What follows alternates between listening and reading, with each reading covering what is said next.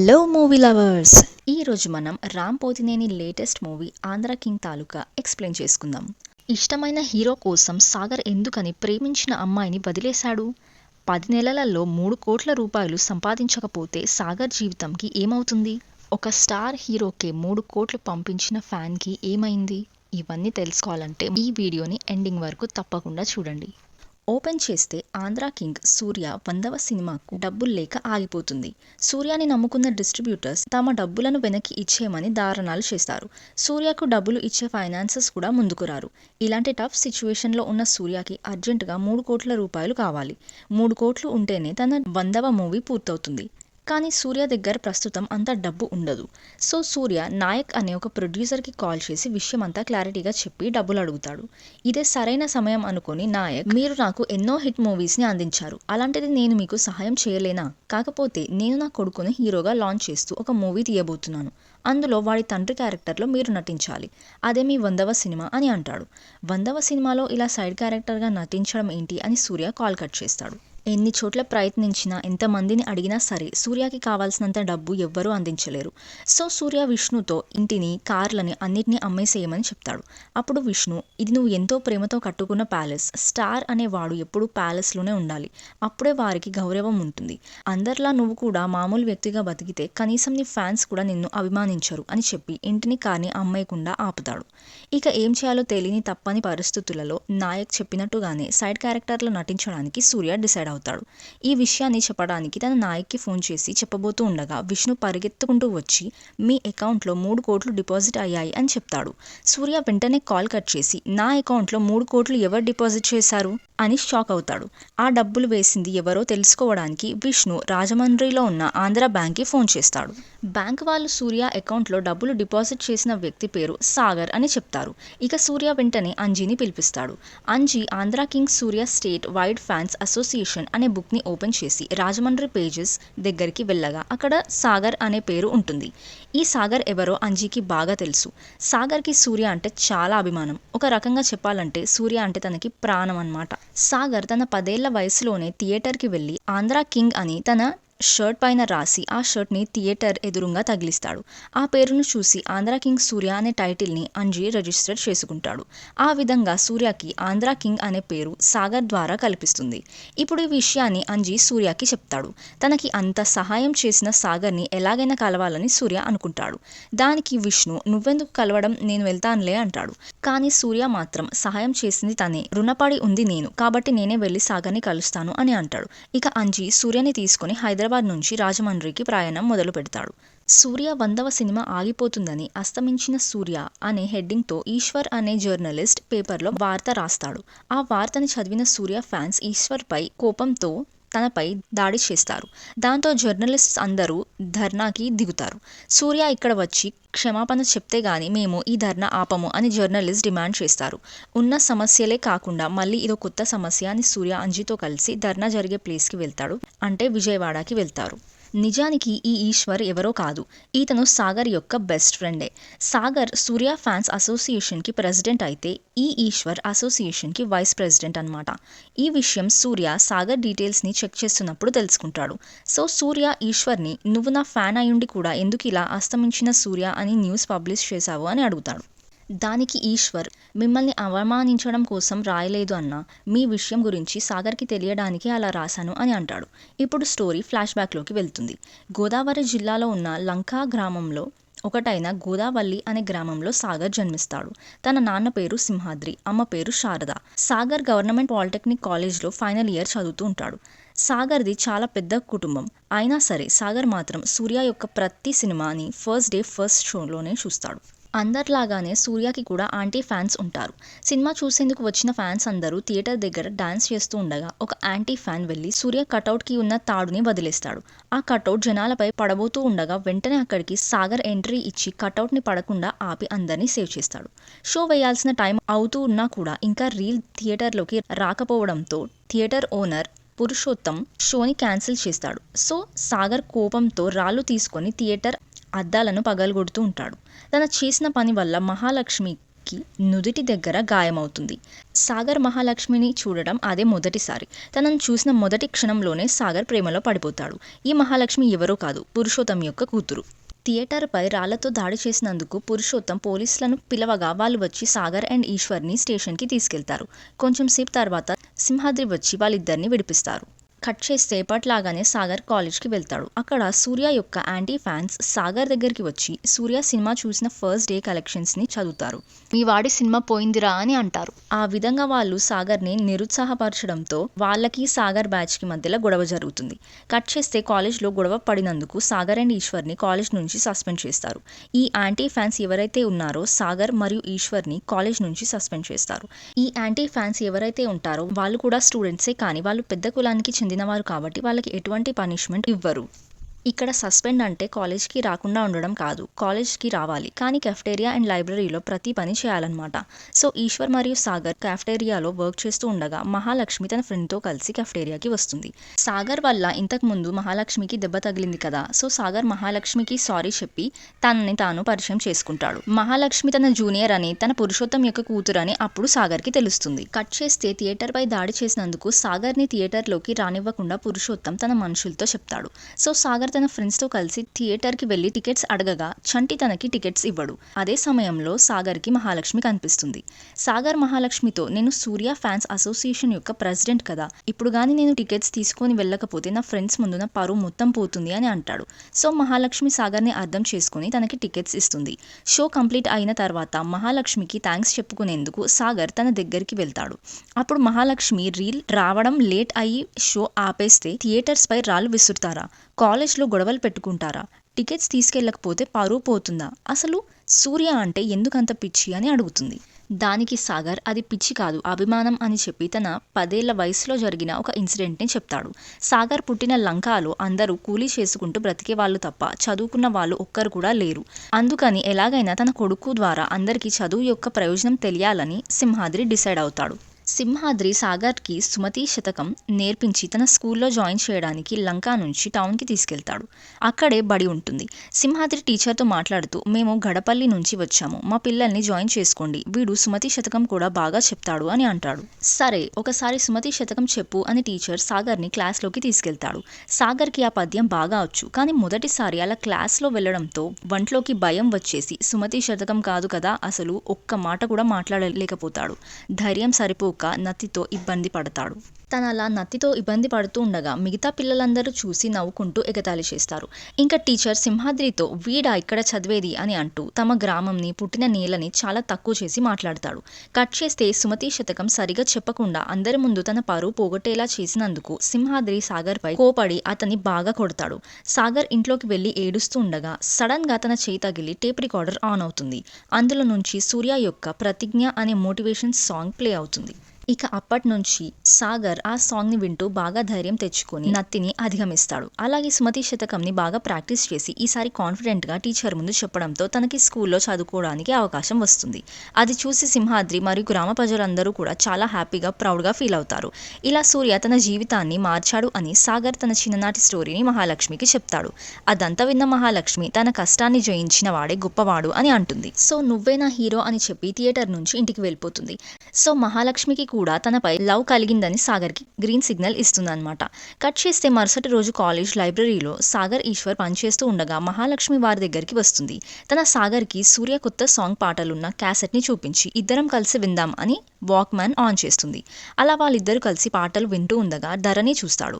వాడు తన గ్యాంగ్తో సాగర్ దగ్గరికి వచ్చి, నువ్వు సస్పెండ్ అయింది సరిపోలేదా, ఇప్పుడు మీరిద్దరు కలిసి లైబ్రరీలో ఇలా కలిసి సాంగ్స్ వింటున్నట్టు చెప్పాలా, అయినా మా వాళ్ళ అమ్మాయితో మీకేం పనిరా అని మహాలక్ష్మి చేతిలో ఉన్న వాక్మ్యాన్ని కిందకి విసిరేస్తాడు. తమ గొడవలలోకి మహాలక్ష్మిని లాగడం ఇష్టం లేక సాగర్ సైలెంట్గా ఉంటాడు. ఇంకా ధరణి తన గ్యాంగ్తో అక్కడి నుంచి వెళ్ళిపోతాడు. సాగర్ పగిలిపోయిన వాక్మ్యాన్ని తీసుకొని రేపు దీన్ని బాగు చేసుకొని తీసుకొస్తా అని అంటాడు.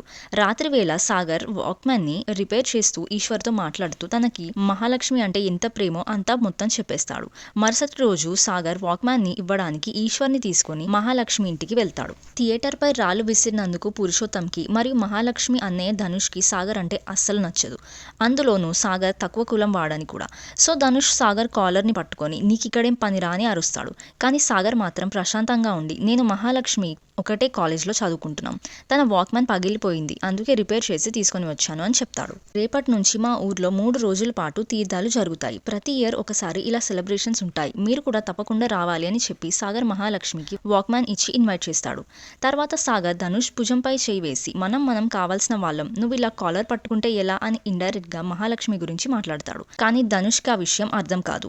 ఇంకా సాగర్ మరియు ఈశ్వర్ అక్కడి నుంచి ఇంటికి వెళ్ళిపోతారు. పురుషోత్తం ధనుష్తో నువ్వు వాడి కాలర్ పట్టుకుంటే వాడు నీ భుజంపై చేయి వేశాడు.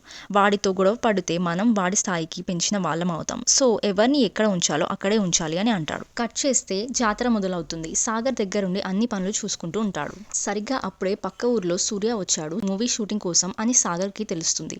సో వెంటనే సూర్యని ఎలాగైనా కలవాలనుకొని పక్క ఊరికి వెళ్ళే పడవ దగ్గరికి వెళ్తాడు. సరిగ్గా అదే సమయంలో మహాలక్ష్మి జాతరకి వస్తుంది. సాగర్ పడవ ఎక్కేందుకు ఒడ్డు దగ్గర నిలబడి ఉండడం చూసి తనని రిసీవ్ చేసుకోవడానికి సాగర్ అక్కడ వెయిట్ చేస్తున్నాడేమో అని మహాలక్ష్మి అనుకుంటుంది. ఇప్పుడు సూర్యాని కలవడానికి షూటింగ్కి వెళ్ళాలా లేక మహాలక్ష్మితో కలిసి జాతరలో ఉండాలా అని సాగర్కి అసలు అర్థం కాదు. అప్పుడు మహాలక్ష్మి నేను ఎప్పుడు ఇక్కడే ఉంటాను కదా, ముందు నువ్వు వెళ్ళి నీ హీరోని కలువు, నువ్వు వెళ్ళు, నేను నీకోసం ఇక్కడే వెయిట్ చేస్తూ ఉంటాను అని చెప్తుంది. ఇక సాగర్ హ్యాపీగా షూటింగ్ ప్లేస్కి చేరుకుంటాడు. ప్రొడ్యూసర్ ధనంజయ్ ఎవరితోనో మాట్లాడుతూ గోదావరి చుట్టుపక్కల చక్కెరకేళి దొరకకపోవడం ఏంటి, హీరో అడిగిన చక్కెరకేళి కూడా మనం ఆయనకి అందించలేకపోతే ఎలా అని అంటాడు. ఆ విషయం తెలుసుకున్న సాగర్ అన్న చక్కెరకేళి నేను తెస్తాను అని అంటాడు. అవునా, అయితే తొందరగా వెళ్ళి తీసుకొనిరా, హీరోతో నీకు ఫోటో కూడా ఇప్పిస్తాను అని ధనంజయ్ అంటాడు. కట్ చేస్తే సాగర్ వెంటనే ఒక చోటుకు వెళ్ళి చక్కెరకేళి కొంటాడు. ఇక తన షూటింగ్ స్పాట్లోకి వెళ్ళిపోతూ ఉండగా ఒక బ్రిడ్జ్ దగ్గర ధరణి తన గ్యాంగ్తో సాగర్ పై గొడవకి దిగుతాడు. సాగర్ వాళ్ళ అందరినీ కొట్టిపడేసి ఒడ్డుకి చేరుకుంటాడు. కానీ అక్కడ ఒక పడవ కూడా ఉండదు. కట్ చేస్తే ఎలా వచ్చాడో ఏమో కానీ తన షూటింగ్ స్పాట్కి చేరుకునేసరికి బాగా లేట్ అయిపోతుంది.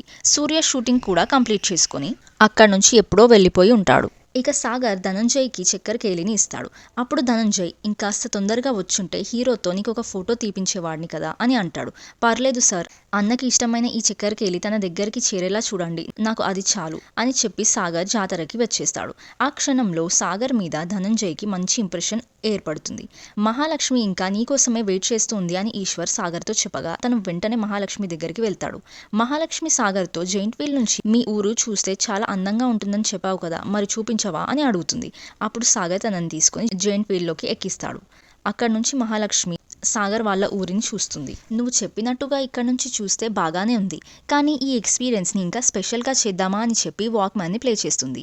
అంతకుముందు సాగర్ ఆ వాక్మ్యాన్ని రిపేర్ చేస్తూ మహాలక్ష్మి మీద తనకి ఎంత ప్రేమ ఉందో ఈశ్వర్తో చెప్పాడు కదా, సో అప్పుడు ఆ మాటలన్నీ వాక్మ్యాన్లో రికార్డ్ అయిపోతాయి. మహాలక్ష్మి వాక్మ్యాన్లో ఆ పాటలు వింటూ ఉండగా సాగర్ మాట్లాడిన ప్రేమ విషయాలు కూడా తనకి వినిపిస్తాయి. ఇంకా తనకి అర్థమవుతుంది సాగర్ తనని చాలా ప్రేమిస్తున్నాడని. తన మాటలు వాక్మ్యాన్లో రికార్డ్ అయ్యాయి. సాగర్ కొంచెం షాక్ అవుతాడు. అప్పుడు మహాలక్ష్మి కూడా తన ప్రేమని యాక్సెప్ట్ చేయడంతో సాగర్ చాలా హ్యాపీగా ఫీల్ అవుతాడు. ఇక అప్పటి నుంచి వాళ్ళిద్దరూ ఒకరినొకరు ప్రేమించుకోవడం స్టార్ట్ చేస్తూ చాలా దగ్గరైపోతారు. కట్ చేస్తే కాలేజ్లో ఫేర్వెల్ ఫంక్షన్ కూడా కంప్లీట్ అవుతుంది. ఒకరోజు థియేటర్లో షో జరుగుతూ ఉండగా మహాలక్ష్మి సాగర్ని ప్రొజెక్టర్ రూమ్లోకి తీసుకెళ్తుంది. అక్కడ తన సాగర్తో చాలా క్లోజ్ అయ్యి రొమాన్స్ చేయడం స్టార్ట్ చేస్తారు. వాళ్ళు అలా చేయడం స్క్రీన్ మీద ప్రొజెక్ట్ అవ్వడం థియేటర్లో ఉన్న ప్రతి ఒక్కరు చూస్తారు. ప్రేక్షకులతో పాటు పురుషోత్తం కూడా వాళ్ళిద్దరిని చూస్తాడు. కట్ చేస్తే పురుషోత్తం అదే థియేటర్లో తన మనుషులతో సాగర్ని కొట్టిస్తాడు. మహాలక్ష్మిని నేను ప్రేమిస్తున్నాను అని చెప్తూ సాగర్ పురుషోత్తంని కన్విన్స్ చేయడానికి చాలా ట్రై చేస్తాడు. కానీ పురుషోత్తం మాత్రం కోపంతో ఎంత పెద్ద ప్లాన్ వేసి నా కూతుర్ని వలలో పడేస్తావారా, యువరాణి లాంటి నా కూతుర్ని ఏమీ లేని నీలాంటి అనామికుడికి ఎలా ఇవ్వాలరా, అసలు నీ ఊరు ఒకటి ఉందనే విషయం కూడా ఎవ్వరికి తెలీదు కదరా అని అంటూ సాగర్ని సాగర్ ఊరు ప్రజలను అందరినీ దారుణంగా అవమానిస్తాడు.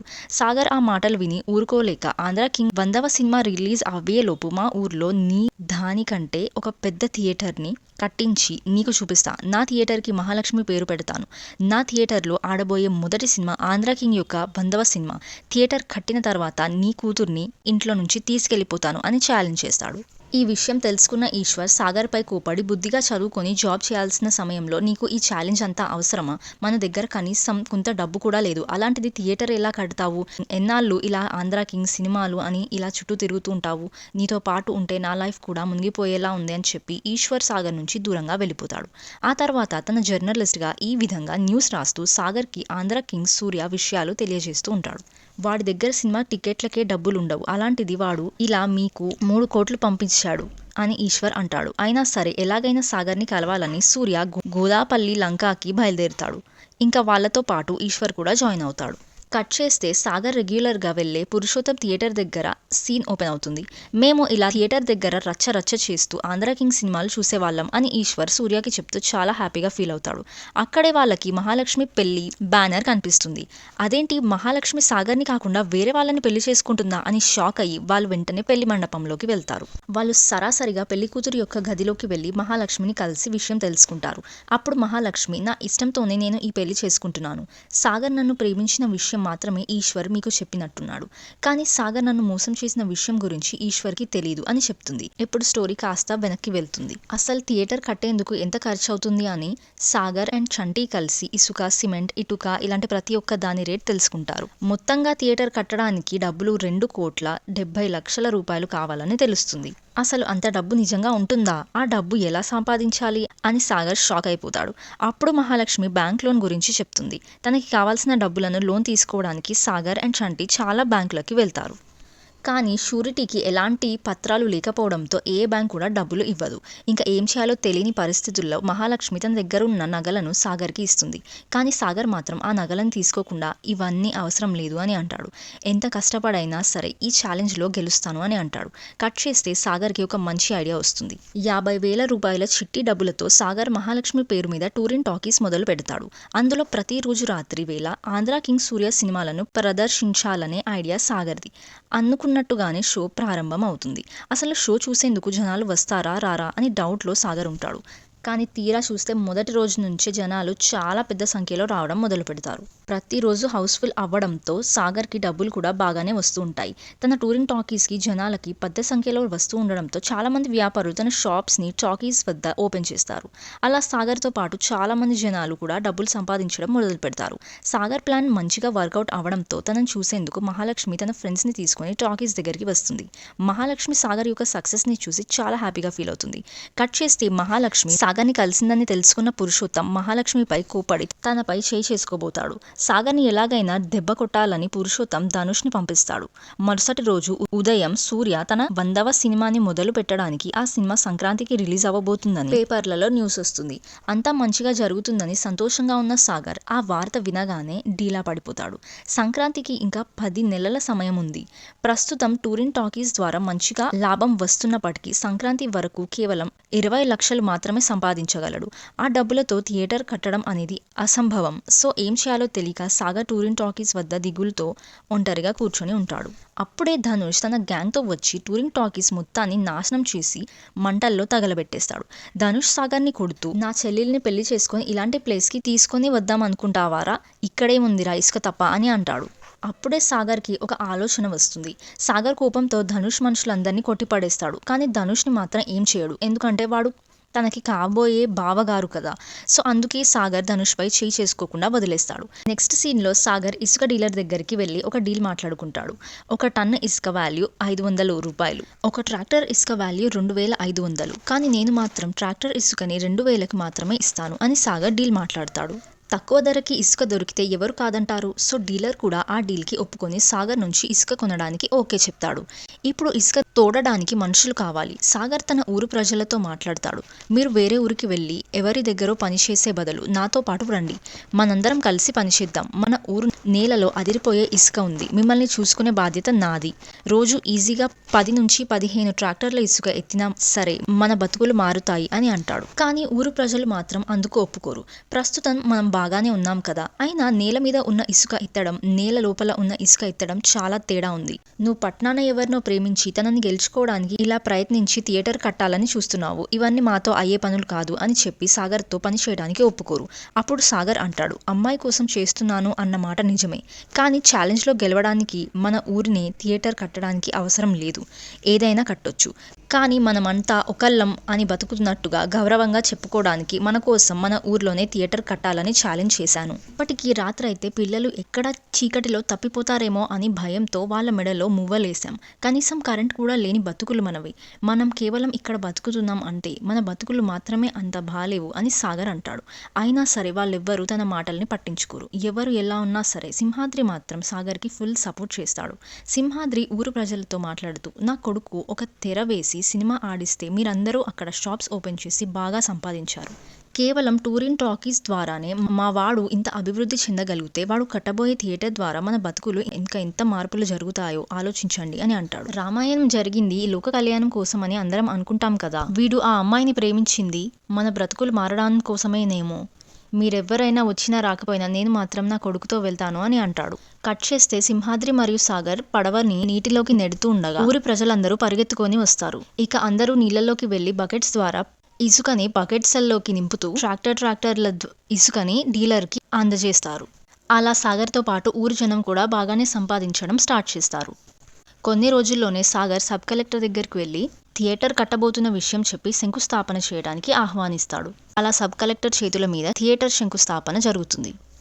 అయితే వాళ్ళ లంకలో కరెంటు కూడా లేదని తెలుసుకున్న సబ్ కలెక్టర్ తన పవర్ని యూజ్ చేసి కరెంట్ అందిస్తాడు. ఫైనల్గా వాళ్ళ ఊర్లోకి కరెంట్ వచ్చినందుకు పిల్లల మెడలో వేసిన మువ్వల దండను వాళ్ళ పేరెంట్స్ తీసేస్తారు. చీకట్లో వీళ్ళు తప్పిపోతారు అనే భయం లేకుండా ఉంటారు. సాగర్ వల్లనే వాళ్ళ ఊరికి ఇంత అభివృద్ధి జరుగుతున్నందుకు సింహాద్రితో పాటు ఊరి ప్రజలంతా కూడా చాలా ఆనందపడతారు. చూస్తూ ఉండగానే సాగర్ మహాలక్ష్మి పేరు మీద థియేటర్ని కట్టేస్తాడు. కట్ చేస్తే సాగర్ డిస్ట్రిబ్యూషన్ బాధ్యతలను తీసుకునేందుకు ధనంజయ్ దగ్గరికి వెళ్తాడు. ప్రియతో ఫోటో తీసుకోవడానికి వచ్చావేమో అనుకున్నాను, కానీ ఏకంగా డిస్ట్రిబ్యూషన్ కోసమే వచ్చావన్నమాట. అసలు నీకు డిస్ట్రిబ్యూషన్ గురించి ఏం తెలుసు అని ధనంజయ్ అంటాడు. సాగర్కి తెలియని సినిమా టాపిక్స్ అసలు ఉంటాయా? సో సాగర్ ఏమీ వెనకాడకుండా ప్రతి ఒక్క డిస్ట్రిబ్యూషన్ విషయం డీటెయిల్గా చెప్తాడు. ఏ సినిమా ఆడుతుందో, ఏ సినిమా ఫ్లాప్ అవుతుందో, ఏ సినిమాకి ఎంత కలెక్షన్స్ వస్తాయో, ఏ సినిమా ఎన్ని రోజులు ఆడుతుందో, ఇవన్నీ మీకన్నా మా ఫ్యాన్స్కే ఎక్కువ తెలుసు అని అంటాడు. సాగర్ నాలెడ్జ్కి ఇంప్రెస్ అయ్యి ధనంజయ్ డిస్ట్రిబ్యూషన్ బాధ్యతలను సాగర్కి ఇవ్వాలని డిసైడ్ అవుతాడు. కానీ ఆ డిస్ట్రిబ్యూషన్ ఆల్రెడీ పురుషోత్తంకి ఇచ్చేసి ఉంటారు.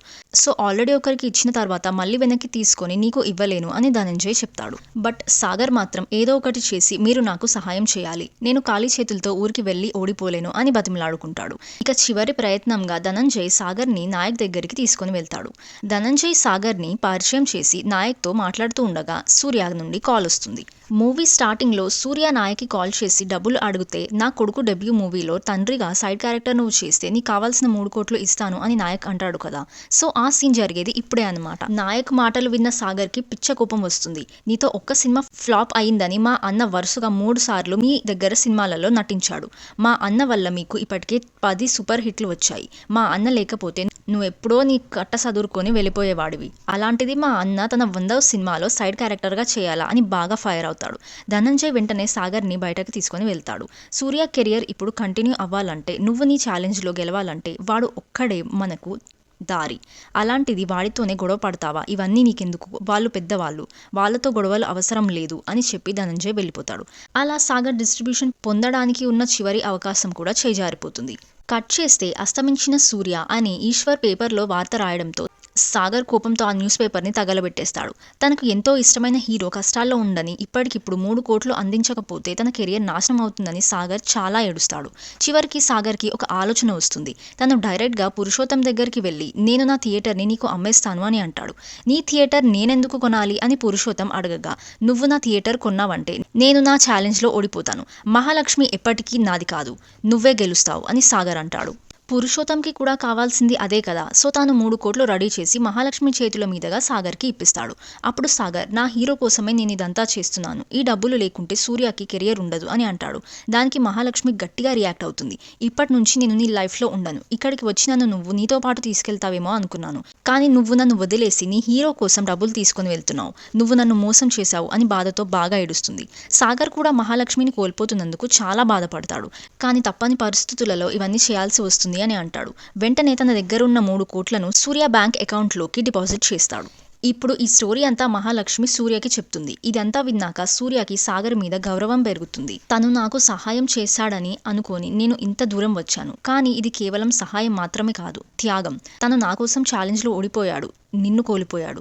సాగర్ లాంటి వ్యక్తి నీకు మళ్ళీ ఎప్పటికీ దొరకడు. దయచేసి తన మీదున్న కోపంతో వేరే వాళ్ళని పెళ్లి చేసుకోవద్దు అని సూర్య మహాలక్ష్మితో అంటాడు. సూర్యని పెళ్లిలో చూసి జనాలందరూ చాలా షాక్ అయిపోతారు. పురుషోత్తం కూడా సూర్యని చూసి మీరసలు ఇక్కడ ఎలా వచ్చారు అని ఆశ్చర్యపోతాడు. దానికి సూర్య, నేను మీ ఇంట్లో జరుగుతున్న పెళ్లి కోసం రాలేదు, నా ఫ్యాన్స్ కోసం కూడా కాదు, సాగర్ కోసం ఇక్కడికి వచ్చాను. తను ఉన్న విషయం నాకు ఇంతకాలం తెలియకపోవచ్చు, కానీ నేను ఇప్పుడు ఉన్నానంటే దానికి కేవలం కారణం సాగర్ మాత్రమే అని ప్రౌడ్గా చెప్తాడు. ఇక సూర్య, ఈశ్వర్, అంజీ అందరూ పడవలో గోదాపల్లి గ్రామం వైపు బయలుదేరుతారు. కానీ అప్పటికే తుఫాను కారణంగా గోదాపల్లి గ్రామంలో ఇళ్లలోకి నీళ్లు చేరుతాయి. ఊరి జనాలందరూ ప్రాణాలను గుప్పెట్లో పెట్టుకొని తమకి కావాల్సిన వస్తువులను తీసుకొని పడవల ద్వారా సాగర్ కట్టించిన థియేటర్లోకి వెళ్లి ప్రాణాలను కాపాడుకుంటారు. అందరూ బాధతో అంటారు, ఇప్పటికైనా మన బతుకులు మారతాయని చాలా సంతోషపడ్డాము. కానీ ఈ వరదల వల్ల మన ఇల్లులతో పాటు కరెంటు స్తంభాలు కూడా కూలిపోయాయి. మన బతుకులు ఇంకెప్పటికీ మారవు, మన బతుకులు ఇంతే అని ఏడుస్తారు. ఆ మాటలు విన్న సాగర్ కూడా చాలా బాధపడతాడు. మరోవైపు సూర్య వాళ్ళు కూడా ఎలాగో వరదల నుండి తప్పించి థియేటర్ దగ్గరికి చేరుతారు. సూర్య థియేటర్ డోర్ ఓపెన్ చేసి లోపలికి వస్తాడు. తన షాడో స్క్రీన్ మీద పడుతుంది. ఆ షాడోను చూసి సాగర్కి సూర్య వచ్చాడని అర్థమవుతుంది. వెంటనే తన దగ్గరికి పరిగెత్తుకొని వెళ్తాడు. తన ప్రాణం కన్నా ఎక్కువగా అభిమానించిన సాగర్ని చూసి సూర్య కూడా తన కోసం ఇంత దూరం వచ్చిన సాగర్ని చూసి సంతోషంతో నిండిపోతాడు. సూర్య మాట్లాడుతూ, నేను కేవలం ఒక సినిమా యాక్టర్ మాత్రమే. నేనంటే ఎందుకురా నీకు ఇంత అభిమానం? నేనెప్పుడు నీకు ఏమీ చేయలేదు. నా వల్ల నువ్వు సర్వస్వమే కోల్పోయావు. నువ్వు ప్రేమించిన అమ్మాయి, ఆస్తులు, థియేటర్, ఇలా నా వల్ల నీకు ఏది మిగల్లేదు కదరా అని సూర్య అంటాడు. అప్పుడు సాగర్, నేను ఎప్పుడైతే లోలో ఉన్నానో అప్పుడు నీ పాటలే నాకు మోటివేషన్ ఇచ్చాయి. నీ వల్లే నాకు ఆంధ్రా కింగ్ తాలూకా అని గుర్తింపు వచ్చింది. ఎక్కడికి వెళ్ళినా ఏదైనా సరే, ఏదైనా సాధించొచ్చు అని నమ్మకం కలిగింది. నువ్వు తెర మీద ఉండి నన్ను చిన్నప్పటి నుంచి ఎన్నో విధాలుగా గైడ్ చేశావు. నువ్వు ఇలాగే తెర మీద ఉండి ఇంకా ఎన్నో సినిమాలు చేస్తూ మాలాంటి కుర్రవాళ్ళని ఎప్పుడు మోటివేట్ చేస్తూనే ఉండాలి. అసలు నువ్వు అస్తమించడం ఏంటన్నా, నువ్వు ఎప్పుడు వెలుగుతూనే ఉండాలి. నువ్వే కదా పడిన ప్రతిసారి మళ్ళీ లేచి స్ట్రాంగ్ గా విజయంని సాధించాలని చెప్పేవాడివి. సో నేను ఇప్పుడు మళ్ళీ స్టార్ట్ చేస్తాను. మళ్ళీ మా జీవితాలను బాగు చేసుకుంటాం. ఆ ధైర్యం, ఆ నమ్మకం నాలో ఉంది అని అంటాడు. నీకోసం వెతుక్కుంటూ వచ్చి నన్ను నేను తెలుసుకున్నాను. చిన్నప్పుడు నువ్వే నాకు ఆంధ్రా కింగ్ అనే పేరు పెట్టావు. ఇప్పుడు కూడా నువ్వే ఆ పేరుని నిలబెట్టావు. నేను కాదురా, నువ్వే అసలైన ఆంధ్రా కింగ్వి అని సూర్య అంటాడు. నేను కూడా ఇప్పుడు మళ్ళీ మొదటి నుంచే స్టార్ట్ చేస్తాను అని సూర్య అంటూ సాగర్ని హగ్ చేసుకుంటాడు. చివరికి మహాలక్ష్మి కూడా తన పెళ్లిని క్యాన్సిల్ చేసుకొని సాగర్ వైపే వస్తుంది. కట్ చేస్తే ఉదయించిన సూర్యుడు అనే టైటిల్ తో ఈశ్వర్ ఒక వార్తని రాసి సూర్య మరియు సాగర్ల మధ్యలో జరిగిన ఇన్సిడెంట్ ని వార్త ద్వారా అందరికీ తెలుపుతాడు. సూర్య హైదరాబాద్కి వెళ్లి అతని దగ్గరున్న ఇల్లు, కార్ని అమ్మేసి తన 100వ మూవీని కంప్లీట్ చేస్తాడు. సాగర్ ఛాలెంజ్ చేసినట్టుగానే సూర్య 100వ మూవీని అతని థియేటర్లో వేసి గ్రాండ్ గా థియేటర్ ని ఓపెన్ చేస్తాడు. చివరికి వాళ్ళ గ్రామంలోకి బ్రిడ్జ్ కూడా వస్తుంది. ఈ విధంగా మూవీ అనేది హ్యాపీ ఎండింగ్ అవుతుంది. ఈ వీడియో మీకు నచ్చినట్టయితే లైక్ అండ్ షేర్ చేసి, ఇంకా మీరు ఏ మూవీస్ ఆర్ వెబ్ సిరీస్ వినాలనుకుంటున్నారో కామెంట్ చేయండి. ఇలాంటి మరిన్ని వీడియోస్ కోసం మన ఛానల్ని సబ్స్క్రైబ్ చేయడం మర్చిపోకండి. Thanks for watching. See you all in the next video. Bye.